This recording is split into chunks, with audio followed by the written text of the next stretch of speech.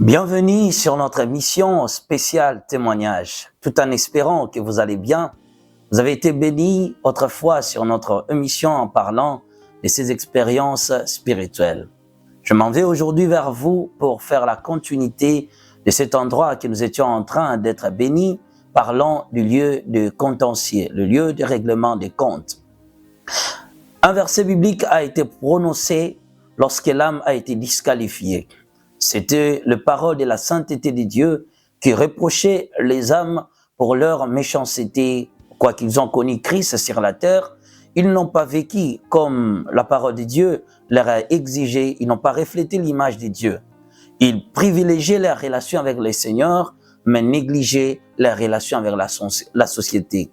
Ils pensaient ne pas avoir des comptes à rendre avec les hommes, n'avoir qu'avec le Seigneur, qui malheureusement, il s'est trompé cadiquement. Ces âmes ont été à la fois acceptées, soit ont été aussi rejetées.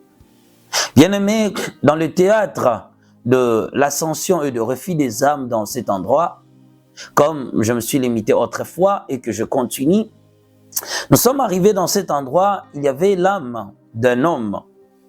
Cet homme arrivait dans cet endroit et il portait une Bible dans sa main. Et le Seigneur avait commencé à m'expliquer son histoire. C'était à la fois, vous regardez l'événement, parce que ces gens n'avaient rien en commun avec nous. Et poursuivaient leur voyage. Et nous étions là en train d'observer comment les choses s'est passées, comment les jugements s'est déroulés, la récompense qui permettait l'ascension ou bien le refus. Mais tout était lié pour des forfaits commis entre les hommes. Pour les forfaits commis entre les hommes, dans la société, envers nos semblables. Alors, bien-aimé, était l'approche de cette âme qui est arrivée dans cet endroit, qui a été reproché d'avoir détesté les hommes sur la terre. Et une voix se faisait entendre dans cet endroit que les gens que tu as détestés sont sur la terre. Ils sont dans une église et que tu as eu des conflits avec eux, tu les as détestés, et tu ne peux pas avoir part au royaume des cieux. Pourquoi? Certaines des personnes que tu as détestées, ils ont déjà hérité les ciels. Comme ils ont déjà hérité le royaume des cieux, certains hommes que tu as détestés, ils ont hérité le royaume et que toi, porteur du conflit, tu ne peux pas accéder dans ce royaume. Car c'est un royaume béni où le conflit n'existait pas. C'était l'une des paroles fortes qui a renvoyé l'âme de cette personne sur la terre. Elle demandait pardon, elle regrettait amèrement.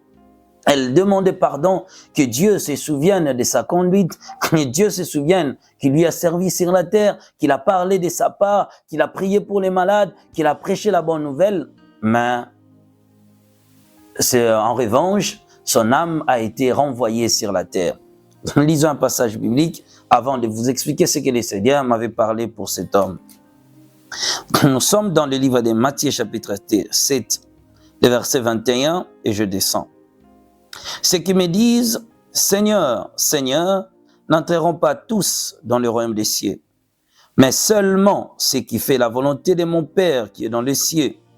Plusieurs me diront en ces jours-là, Seigneur, Seigneur, n'avons-nous pas prophétisé par ton nom? N'avons-nous pas chassé des démons par ton nom? Et n'avons-nous pas fait beaucoup de miracles par ton nom? Alors je leur dirai ouvertement, je ne vous ai jamais connu. Retirez-vous de moi, vous qui commettez l'iniquité. Alors, lorsque la voix a dit à l'âme qu'il n'avait pas droit de continuer son ascension parce qu'il détestait les gens, et plusieurs personnes que lui, il a détesté sur la terre, sont déjà pris part au royaume des cieux, et que ce royaume n'est pas un royaume des conflictuels, ce royaume n'est pas un royaume admis pour ceux qui vivent dans des conflits, ne peuvent pas accéder dans ce royaume, car Dieu ne gardera pas dans son royaume les gens qui vivaient dans des conflits. Alors, je voulais savoir sur son histoire. Le Seigneur a commencé à m'expliquer. Il me dit, tu vois cet homme, il était un serviteur de Dieu. Il était un serviteur de Dieu sur la terre. Le terme même mon serviteur n'a pas été employé. Il dit, il était un serviteur de Dieu sur la terre. En servant le Seigneur sur la terre, cet homme était fidèle dans toutes ses entreprises chrétiennes. Il marchait fidèlement, il servait correctement. Mais il y a eu un problème au sein de l'Église. Il était contre les gens qui n'acceptaient pas son avis, qui n'appréciaient pas sa façon de voir les choses, qui ne croyaient pas à ses opinions.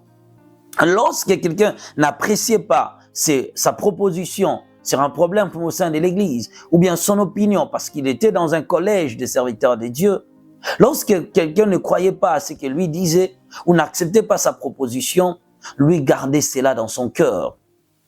Qu'est-ce qui s'est passé? Au bout d'un certain moment, il y a eu certaines choses qui sont passées à l'Église. Il était coupable en commettant certains forfaits envers ses frères dans le collège des serviteurs de Dieu au sein de l'Église. Il est allé rencontrer une histoire concernant l'un des diacres de l'Église, et la personne à qui lui s'est adressé pour parler du mal de l'autre a rapporté correctement les commérages à l'autre personne. Il dit, regarde, le frère Intel est venu me voir, voilà tout ce qu'il a dit pour toi, pour ta personne, tout ce que tu dis contre moi. La personne avait rejeté en bloc, ne pas reconnaître cela. Alors, la personne les a dit, faisons appel à celui-ci, lui qui est maintenant l'auteur de tout, qui veut s'aimer ses zizanies parmi nous. Alors, ils ont appelé le diacre, qui malheureusement va rejeter aussi à son tour en bloc, ne pas reconnaître cela. Ils ont dit, bon, laissons primer la volonté de Dieu, nous sommes des enfants de Dieu, même si vous ne reconnaissez pas, bon, essayons de nous pardonner.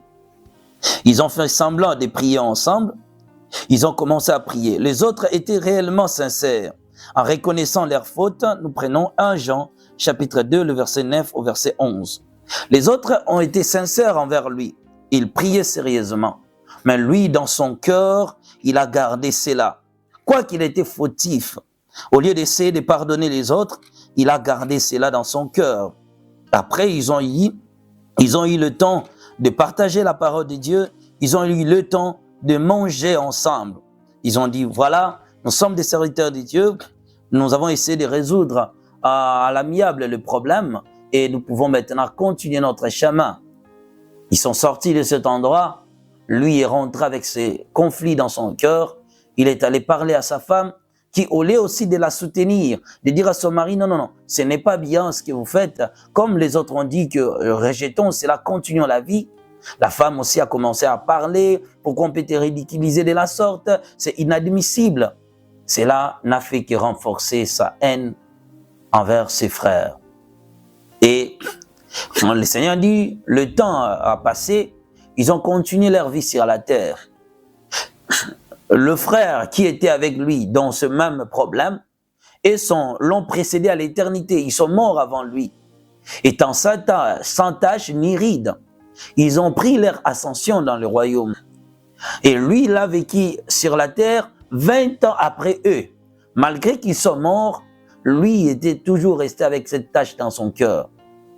Après des années, lui aussi, aujourd'hui, comme tu le vois, est mort sur la terre et il devrait continuer son ascension au ciel. Malheureusement, les gens par qui lui n'a jamais voulu pardonner sur la terre ont déjà pris leur part dans le royaume.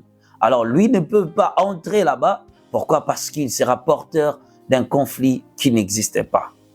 Le Seigneur va maintenant m'expliquer une histoire, mais tout en lisant 1 Jean, nous allons lire les passages de 1 Jean, le chapitre 1 Jean chapitre 2, le verset 9 au verset 11. Celui qui prétend être dans la lumière et qui haït son frère est en colère et encore dans les ténèbres. Celui qui aime son frère demeure dans la lumière et aucune occasion de chute n'est en lui. Mais celui qui hait son frère est dans les ténèbres, il marche dans les ténèbres, il ne sait où il va parce que les ténèbres ont aveuglé ses yeux. Bien-aimé dans le Seigneur va maintenant m'expliquer une réalité trop importante que je crois pouvoir partager avec vous. Il me dit ceci, l'Église sur la terre est la représentation du royaume de Dieu. Chaque fois que vous êtes dans une église, comportez-vous comme vous êtes dans le royaume. Vous êtes réellement dans le royaume de Dieu, mais le royaume manifesté. l'ambassade du Seigneur sur la terre. Dieu tiendra compte de la manière où vous vous conduisez dans une église. Car l'église est l'incarnation de son royaume. Une fois que vous quittez la terre, vous reproduirez la même vie vécue sur la terre, à l'occurrence à l'église. Tout comportement affiché vis-à-vis de Dieu, des choses de Dieu, vis-à-vis de vos bien-aimés, représente réellement le comportement que vous allez afficher dans le royaume. Dieu considère que, étant dans une église locale, vous êtes dans son ambassade et que la conduite doit déterminer votre passeport et votre visa pour l'ascension du vrai royaume qui est invisible, où nous rejoignons après notre mort, où nous resterons éternellement. Bien-aimés sur la terre, le Seigneur dit, à cause de cette mauvaise conduite vis-à-vis de ses frères et sœurs en Christ, lui ne pouvait pas accéder au royaume, car il était un porteur de conflits. Son âme a été refusée. Bien-aimé, après l'âme de cet homme, que le Seigneur m'a expliqué le détail, vint le tour d'une autre personne, arrivé encore dans cet endroit. Lorsqu'il est arrivé dans cet endroit, il a été disqualifié pour le jugement de la langue trop parlante. Lorsqu'il est arrivé dans cet endroit, il y avait tellement de cœurs qui se présentaient devant la présence du Seigneur qui était dans cet endroit, et ces cœurs regrettaient, réclamaient la justice de Dieu de les avoir blessés sur la terre. Et quand le jugement a été prononcé, lorsque le cœur l'a réclamé la justice de Dieu, directement, un verset biblique, parce que la sentence a été prononcée par des textes bibliques, c'est-à-dire par la parole de Dieu, pour approuver ou désapprouver l'ascension d'une âme. Son jugement était la langue trop parlante. Matthieu chapitre 12.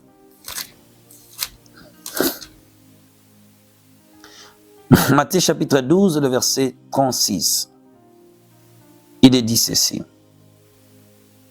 Je vous l'ai dit, au jour du jugement, les hommes rendront compte de toute parole vaine qu'ils auront proférée. Car par tes paroles, tu seras justifié et par tes paroles, tu seras condamné. Voilà, bien-aimés dans le Seigneur, son jugement était la langue trop parlante. Maintenant, le cœur qui s'est présenté, parce que c'était le cœur humain qui s'est présenté, d'avoir été choqué à cause de ses propos. Le Seigneur a commencé à me dire la raison de sa disqualification. Il n'avait pas la courtoisie, la manière d'aborder un sujet, la manière de reprocher les gens. Il ne tenait pas compte de sa façon de parler. Il critiquait tout le monde. Il disait des choses qu'il ne maîtrisait pas. Il relatait des choses qui n'existaient pas. Il était une occasion de chute pour plusieurs. Lui, quand il parlait à quelqu'un, même s'il disait bien, la personne était choquée parce qu'il manquait la courtoisie, parce qu'il manquait la manière d'aborder les gens, la manière de montrer, la manière de manifester son mécontentement, la manière d'exprimer son opinion. Lui, quand il parlait à quelqu'un, les gens étaient profondément choqués. Et le Seigneur me dit, la cause de sa disqualification, elle était un homme sur la terre, dont l'âme là était sur la terre, le mari d'une femme, et aussi père de 4 enfants. Lorsque sa femme le reprochait, lorsque les enfants faisaient quelque chose qui n'était pas bien, sa manière d'aborder, sa manière de parler était très choquante. Sa femme est restée avec des blessures intérieures à cause de ses durs propos. Les enfants étaient profondément choqués à cause de ses paroles. Il était hautain en parole. Lorsqu'il parlait avec ses collègues, il disait des choses qu'il ne maîtrisait pas. Et ce qui a renforcé sa disqualification a été maintenant le critique. Un jour qu'il s'est retrouvé dans une salle, ensemble avec ses collègues, il a apporté la vidéo d'un serviteur de Dieu qu'il avait suivi sa prédication. Cet homme de Dieu avait commis quelques erreurs en matière de la doctrine par l'expression de son enseignement. Lui, il a maintenant utilisé cette vidéo en allant le présenter à ses collègues du travail pour leur dire « Regarde ces aventuriers, Il a attribué le titre d'un aventurier à cet homme. Regarde ces aventuriers, les choses qu'ils enseignent. Regarde comment ils égarent la multitude. Ah, c'est un faux serviteur de Dieu. Ils ont commencé, tout le monde l'ont joint à cause de sa façon de dire. Tout le monde l'ont joint. Ils ont commencé ensemble à critiquer cet homme de Dieu. Ces pasteurs sont des aventuriers, sont des comédiens. Ils ont commencé à relater des histoires non fondées. C'était la raison pour laquelle son âme a été disqualifiée. Il n'a pas péché seul, mais il a poussé les autres à pécher envers lui, à pécher encore avec lui. Il les a poussés à pécher ensemble. Et c'est comme ça. Puisqu'il les a entraînés les autres dans le péché. C'est la raison de sa disqualification. Et son âme ne peut pas continuer le voyage à cause du péché de la langue trop parlante. Bien-aimés dans le Seigneur, portons notre regard, notre manière de parler avec les autres, notre manière d'aborder, de nous présenter lorsque nous sommes lésés, lorsque quelqu'un nous a dit des choses qui nous ont blessés, lorsque quelqu'un a manqué la pédagogie de nous aborder, la manière de s'exprimer envers nous. Lorsque nous sommes nous sommes des hommes de dignité et que quelqu'un vient s'adresser envers nous. Lorsque nous nous sentons humiliés, comment nous réagissons? Lorsque nous sommes humiliés devant tout le monde, comment nous répondons? Bien-aimés dans les Seigneurs, que nos paroles soient jointes à des actions de grâce, que nos paroles puissent aider les autres à avancer avec le Seigneur, que nos paroles puissent encourager quelqu'un. Bien-aimés dans les Seigneurs, Dieu tient compte de notre manière de réagir. Comment nous réagissons, bien-aimés? Quand le Seigneur était en train de me relater l'histoire de cette âme, alors vient la prochaine. Lorsque cette âme était arrivée à cet endroit, sa disqualification, les actions de sa conscience, la reprocher de quoi sur la terre. Elle fréquentait une église et le Seigneur n'a jamais reconnu cette église au ciel. J'étais dans l'étonnement total. Je dis comment l'église n'a pas été reconnue au ciel, alors que lui n'était qu'un bien-aimé qui allait à l'église, prier comme tout le monde. Le Seigneur me dira, détrompe-toi. Il me dit, à la naissance de chaque église sur la terre, si l'église est née dans la vision parfaite de Dieu, parce que le ciel en a décidé, si l'église est née par la vision de Dieu, cette église est directement enregistrée au ciel. Dieu détermine sa mission, ce qu'il accomplira, ce qu'elle accomplira de sa naissance, jusqu'à sa continuité, jusqu'à la mort de celui par qui le Seigneur a donné le bâton. Le nombre des âmes qui seront sauvées seront enregistrés au ciel. Mais si une église trouve naissance par le sentiment des hommes, par le zèle personnel, simplement parce que la personne se sentait motivée par ses propres désirs, non, je dois commencer aussi mon église, et que cette église-là n'est pas reconnue au ciel, tous ceux qui fréquentent n'auront aucune part dans le royaume des cieux. Pourquoi? Parce qu'ils n'ont pas été enregistrés selon l'ordre divin. Il me dit, si cette église est maintenant née, non pas aussi par des émotions, mais l'église a trouvé naissance par la motivation du conducteur en utilisant un pouvoir qui ne vient pas de Dieu, le pouvoir des ténèbres. Tous ceux qui fréquentent cette église sont candidats bel et bien des ténèbres. Et il me dit encore, avec insistance, si celui qui a commencé avec Dieu marchait dans la vérité et au bout d'un certain moment, il décide de consulter le pouvoir occulte, de consulter le pouvoir des ténèbres, il commence à égarer la multitude. Le Fils de la lumière fuiront les ténèbres. Ils ne trouveront plus part de continuer à fréquenter la maison qui essaye de leur détourner du droit chemin. Il me dit encore, le message propagé au sein de l'Église détermine à la fois les sorts des âmes. Sur ces paroles, nous étions en train de voir l'âme qui a été refusée à cause du jugement prononcé par un verset de la Bible.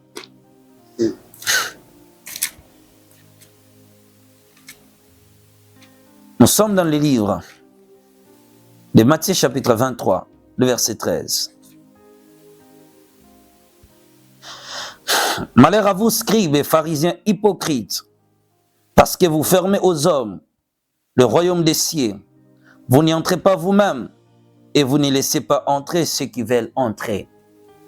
Son âme a été disqualifiée. La raison de sa disqualification, parce qu'elle fréquentait une église et l'église n'était pas dans la vérité. L'église n'a pas été recensée, n'a pas été reconnue, enregistrée plutôt au ciel. Puisque l'église n'a pas été reconnue au ciel, la mission, tout ce qu'elle a fait sur la terre a été rejeté.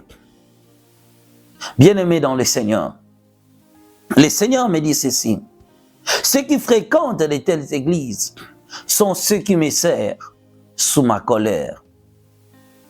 C'était l'esprit de la rébellion et de l'égarement. Ils servaient le Seigneur, prétendant servir Dieu. J'ai dit, Seigneur, quel poste cette personne assumait sur la terre? Le Seigneur me dit, elle était réellement membre de l'église. Elle fréquentait l'église. Elle participait aux intérêts de l'église.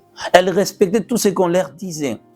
Malheureusement, c'était servir Dieu hors de sa volonté. Quand vous le servez hors de sa volonté, vous n'avez aucun droit dans son royaume. Il me dit, vous pouvez le servir, mais la conformité à sa volonté doit toujours primer. Lorsque ce n'est pas sa volonté, lorsque l'endroit n'est pas ce que lui il a souhaité, tout ce que vous faites, votre justice ne sera jamais reconnue devant Dieu. Bien-aimé, c'est une occasion où j'invite quelqu'un parmi nous ici, vous tous qui me suivez, de faire cette prière avec moi. Seigneur Jésus-Christ, je suis sincère devant toi. Je reconnais mes transgressions. Je donne ma vie en toi, Seigneur Jésus. Seigneur, guide mes pas selon ta volonté. Envoie-moi dans une église qui réponde aux attentes du ciel. Une église qui est reconnue par Dieu. Seigneur Dieu, je ne suis pas flatté par des luxures de bâtiments, par des éloquences des hommes de Dieu. Mais Seigneur Dieu, que mon âme soit attirée vers l'endroit où tu souhaites que je fréquente. Seigneur, je veux avoir part dans ton royaume. Permets-moi, Seigneur, ne me permettez pas de faire un faux pas au nom de Jésus-Christ. Bien-aimé dans le Seigneur, c'était ça l'histoire. Bien-aimé, je voyais comment la personne regrettait d'avoir tout fait pour les choses de Dieu. Mais malheureusement, il le faisait dans un mauvais endroit, là où Dieu n'était pas. Bien-aimé dans le Seigneur. Quand tu regardes ton expérience à la foi, quand tu regardes tout ce que tu as fait dans la vie chrétienne, quand tu te réfères, tu regardes où tu as sémé, quand tu regardes les églises, bien-aimé, regarde l'endroit où tu fréquentes. Certaines personnes affirment que l'église ne compte pas. Ce qui compte, c'est la relation personnelle. Bien-aimé, reconnaissez ceci, que chaque endroit fréquenté a une influence sur notre âme. Des influences à la fois positives et négatives. Nous devenons réellement l'endroit où nous fréquentons régulièrement. Le lieu où nous nous retrouvons souvent a un impact spirituel sur nous-mêmes. Bien-aimé, alors je voyais comment la personne a été rejetée. Après lui, bien-aimé, viendra le tour d'une autre personne. Arrivé aussi dans cet endroit, son jugement a été basé par rapport aux enseignements écoutés à l'église. Son jugement a été basé par rapport aux enseignements. Alors, la voix commençait à exposer tous les enseignements écoutés à l'église et sa façon de se conduire envers, sa fidélité envers ses enseignements. Malheureusement, il n'a pas respecté le principe de la parole. Il ne pratiquait pas de bons enseignements qu'il écoutait à l'église. Il était un juge. Il jugeait tout. Il avait ses préférences, ce que lui aimait et ce que lui n'aimait pas. Les enseignements qui n'encadraient pas ce que lui désirait, à ses vouloirs, il le rejetait en bloc. Mais ce qui répondait à ses attentes, c'est ce que lui acclamait. Mais après qu'il quittait l'église, le Seigneur me dit, tout ce qu'il avait écouté était resté à l'église. Alors Jésus me dira ceci. Tout ce qu'on vous enseigne a pour objectif de vous transformer, de créer en vous une nouvelle personne en Christ, de vous faire croître en maturité. Et la foi est la mise en pratique de ce que vous écoutez. Telle était sa définition. Alors nous allons lire la Bible.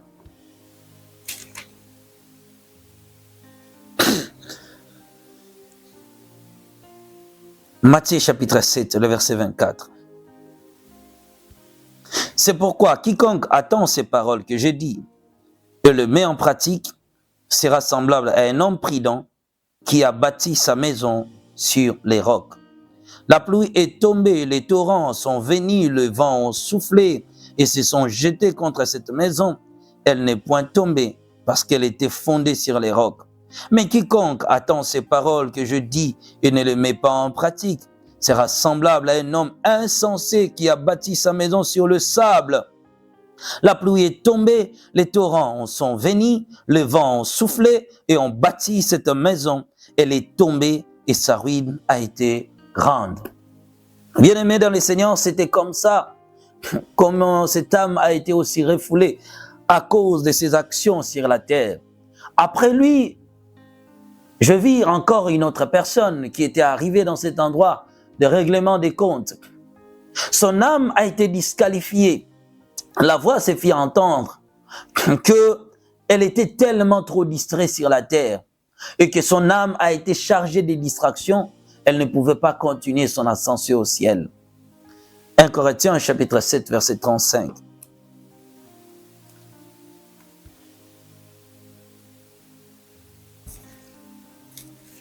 « 1 Corinthiens chapitre 7 verset 35. Il est dit ceci. « Je dis cela dans votre intérêt.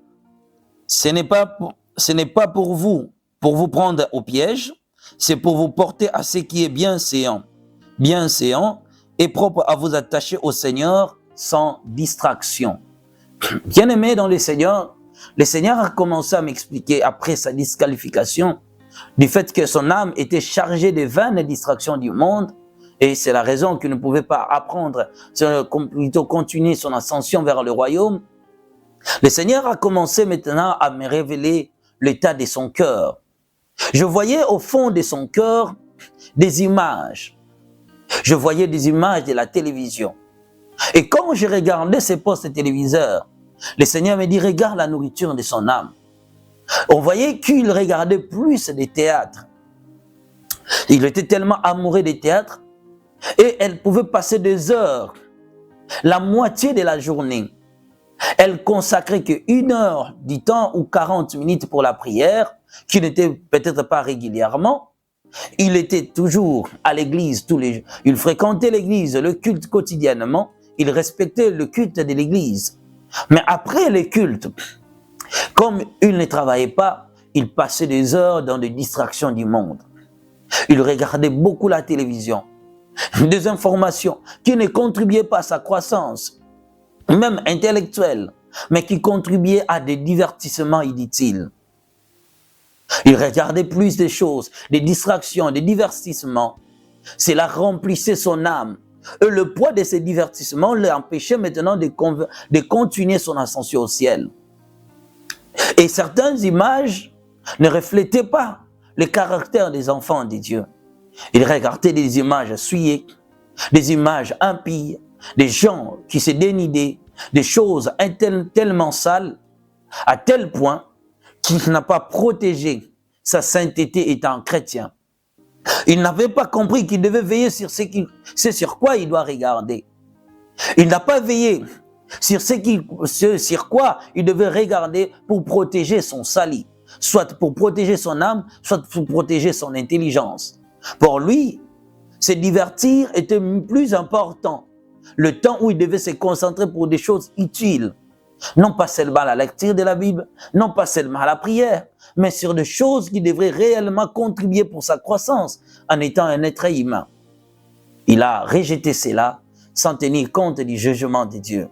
Et tout le pouvoir de ces vaines distractions qui comblaient son âme l'a empêché de continuer son ascension. Bien-aimés dans le Seigneur, le temps est court. Que chacun de nous puisse veiller sur sa voie. Veille sur ta conduite sur la terre. Essaye de régler ton temps sur ce qui est important. Dieu déterminera alors ton entrée dans son royaume. Regarde comment le bien-aimé a perdu juste son salut à cause de vouloir trop se divertir dans la vie. Ne pas consacrer plus le temps sur des choses importantes, comme à la lecture de la Bible, à la prière. Pourquoi ne pas consacrer aussi le temps à chercher un travail? Pourquoi ne pas concentrer aussi son temps à lire pour essayer de faire élargir son intelligence? Pourquoi ne prenez pas le temps d'investir votre temps à la prière, d'investir votre temps à lire ne serait-ce quelque chose qui va nourrir votre intelligence? Bien aimé, peut-être vous avez lu la Bible, vous ne lirez peut-être pas toute la journée. Mais vous êtes quand même, vous travaillez, je ne sais pas. Vous êtes commerçante, je ne sais pas, ou commerçante, je ne sais pas. Mais bien aimé, vous-même, vous savez votre domaine. Pourquoi ne pas vous améliorer encore? Pourquoi ne pas améliorer votre potentialité? Pourquoi ne pas consacrer plus de temps sur des choses importantes? Bien aimé dans les Seigneurs, le futilité ne garantira pas notre ascension. Toutes les vaines distractions, bien-aimés, chargent nos âmes et nous empêchent d'atteindre les ciels. Le poids du mal qui est en vous déterminera votre sort éternel. Bien-aimé dans les Seigneurs, ta vie est très importante devant Dieu. Alors protégez les trésors que tu as reçus de Dieu. Je ne te dis pas de rester concentré tous les jours. Je ne te dis pas que tu n'as pas le temps de rester avec les gens, mais fais le temps. Utilise ton temps sur ce qui est important. Prenez le temps de rester avec ta famille s'il faut. Prenez le temps de parler avec les autres s'il faut. Tu as des enfants, prenez le temps de parler avec tes enfants. Tu es marié, prenez le temps de parler avec ta femme, avec tes enfants, avec ton mari. Prenez le temps de faire ce qui est important. Restez avec vos proches. Discutez sur des choses importantes.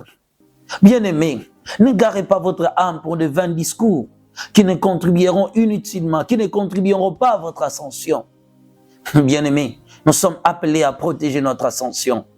Et regarde l'âme de ce bien-aimé qui était comme toi et moi, qui a été disqualifié parce qu'il passait son temps étant chrétien. Il passait son temps à discuter sur des musiciens profanes. Il passait son temps à discuter sur des politiciens. Il passait son temps à regarder des choses qui ne reflétaient pas l'image de Dieu. Le Seigneur me dit, regarde toute cette saleté dans son cœur, toute cette impureté dans son âme. Le Seigneur me dit, à cause de ces saletés, je ne peux pas l'accueillir dans mon royaume. Il est tellement sale. Il s'est tellement souillé. Il y a des choses qui ne nous concernent pas étant chrétiens. Il y a des choses où on doit se taire. Bien-aimés, je ne vous dis pas de parler de votre pays. Je ne dis pas de ne pas discuter sur des choses qui concernent vos gouvernements. Mais que ces choses-là ne gagnent pas plus de terrain dans votre vie. Vous êtes imam, vous pouvez parler du pays quand les choses ne marchent pas. Mais vous ne pouvez pas faire de cela un culte pour vous-même. Une vénération de vaines choses. Chrétiens, nous n'avons rien à voir avec le monde. Nous n'avons rien à voir avec les choses de ce monde. Nous n'avons rien à voir avec les païens. Nous sommes le Fils du royaume. Battons-nous pour des choses importantes. Travaillons pour notre salut. Que le Seigneur vous bénisse abondamment. Soyez bénis. Voilà, bien-aimés dans le Seigneur. Nous allons continuer prochainement. Soyez bénis.